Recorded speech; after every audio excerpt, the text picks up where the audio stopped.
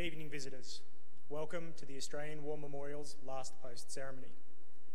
My name is Chris Weidenbar, and joining us today from the Royal Australian Air Force is Flight Lieutenant Jill Carr. We warmly welcome the family of Lance Corporal Robert Slessar, whose story will be told shortly.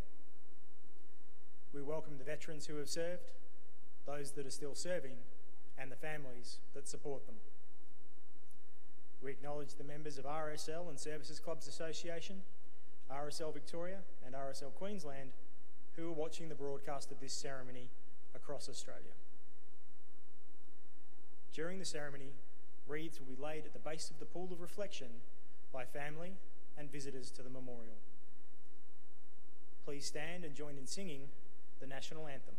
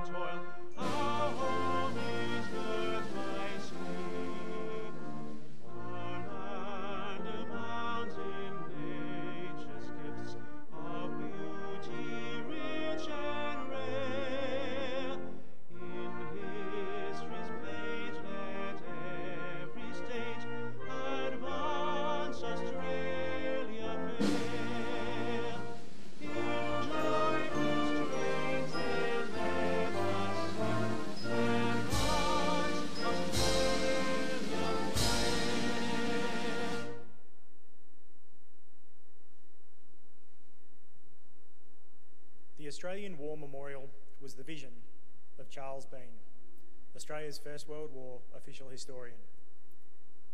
Bean landed with the troops on Gallipoli and stayed with them at the front through to the end of the war.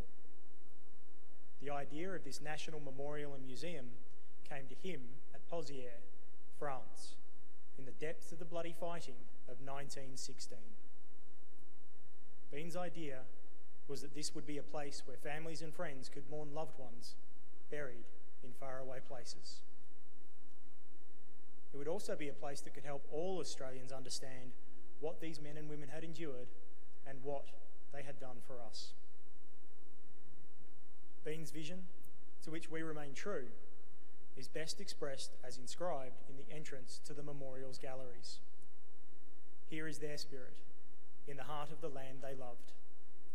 And here we guard the record which they themselves made. Tonight, we will read the story behind just one of those on the Roll of Honour, which lists the names of more than 102,000 men and women who have given their lives for us in war and operations for more than a century. But first, we present a lament, Flowers of the Forest. Wreaths or floral tributes will now be laid at the base of the pool of reflection.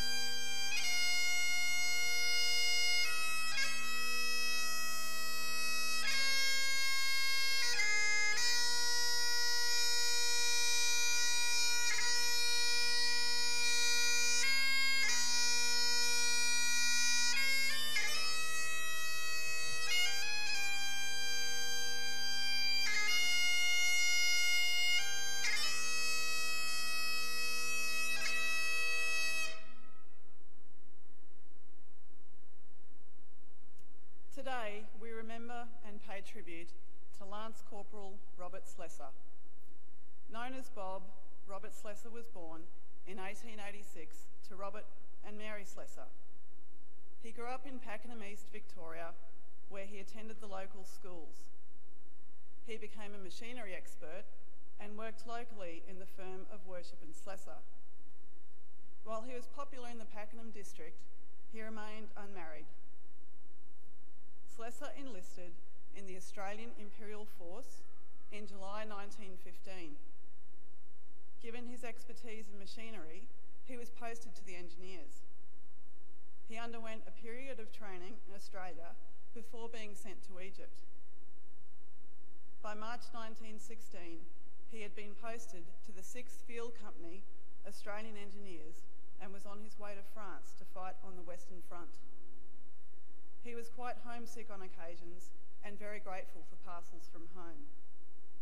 Like many men of the time, he was fond of smoking, writing, "I can assure you we all enjoy a good cigarette. In fact, we would rather go without a meal than a smoke." In July 1916, some months after arriving in France, the 6th Field Company Engineers entered the front line near the French village of Pozières. On the 27th of July, Slessar was wounded, but he refused to leave the front line and chose to remain on duty. When his unit was relieved, he was promoted to Lance Corporal. A month later, his field company was back in the front line to the north of Pozières near Mouquet Farm. Engineers were frequently called on to perform dangerous tasks under fire in order to maintain the front line. On the 27th of August 1916, Lance Corporal Slessar volunteered to be a member of a working party building a communication trench in the front line under heavy fire. He and the other members of the party were lying on their faces, scraping the ground out with entrenching tools. As Slessar was working, he was shot through the head by a bullet and died without saying a word. Slessar's companions had to finish digging to ensure adequate cover for the men in the front line. Without time to bury their comrade, they left his body on a bank. It was never recovered. He was 30 years old. In Australia, Slessar's family first heard that Robert was missing just a few weeks after his father had died. It took some time to confirm that Robert Slessar Jr. had been killed in action. In 1918, Mary Slessar and her remaining children were presented with a framed photograph of their son and brother from the district of Pakenham in gratitude for his service. His name is listed on the Roll of Honour on my right among almost 62,000 Australians who died while serving in the First World War. His photograph is displayed beside the pool of reflection. This is but one of the many stories of service and sacrifice told here at the Australian War Memorial. We now remember Lance Corporal Robert Slessar, who gave his life for us, for our freedoms, and in the hope of a better world.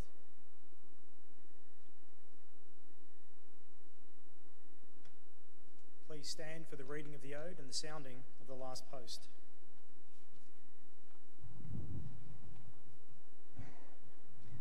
They shall grow not old, as we that are left grow old. Age shall not weary them, nor the years condemn. At the going down of the sun, and in the morning, we will remember them. We will remember them.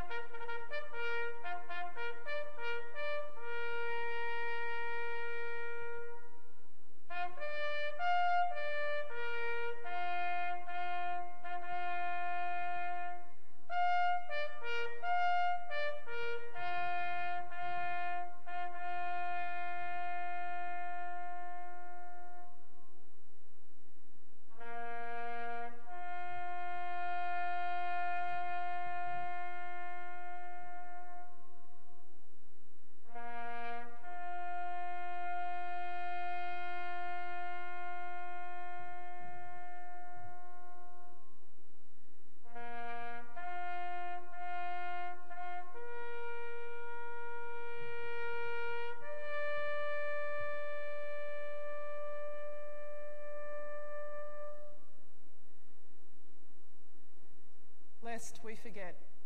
Lest we forget.